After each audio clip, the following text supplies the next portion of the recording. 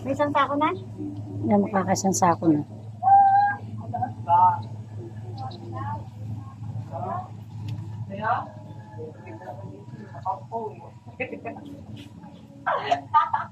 Barak, ligumin mo ngayon ang palaya ko. Barak. Bali mo dito. Yung uwi ko. Ito, anong gagawin? Akin na. Hapon po, ito po kami ngayon. Magkukumpay po kami ng baka. Yan, dahil ang baka na nila ay gutom na, nakatanga na, naghihintay na po ng kanyang pagkain. Ito guys, dito sa probinsya, maganda rin po ang kayo ay may alagang baka. Kasi dito po mahal po ang baka. Guys. Pero ito naman po ay paalaga lang sa kanila. Yan guys, kita ninyo ang baka kumakain. Yan, ganito po dito ha. Kung sino may gusto magpaalaga sa inyo ng baka, nandito lang po kami. Kontakin nyo lang po kami at kami taga-alaga na lang. Yan guys, ang baka. Yan. Nakain na po siya. O, ayan, guys. Sariwa ang damo dahil kinukumpay. Pero mismo halos lahat po ay tuyo na.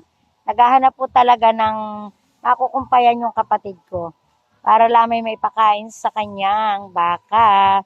Ganyan po, oh. At ito po ang kaparangan dito sa amin. Guys. Yan.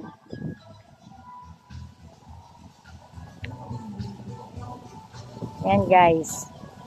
Maninimot nga pala ako mamaya ng palapa dahil wala na po akong ayasin. Ayan, syas. Hanggang dito na lang po muli guys. At maraming salamat sa inyong lahat. Mga ka-reels at mga ka-vloggers. Sana po lagi po tayong mag-ingat kahit saan man tayo pumunta. Lalo na po sa panahon ngayon, sobrang init. Ay ingat-ingat lang po. Hanggang dito na lang po muli at maraming salamat. Bye-bye. God bless you. Saan pagpahingit ng dagat? Ito sa Joshua Resort sa Anyaya, Quezon.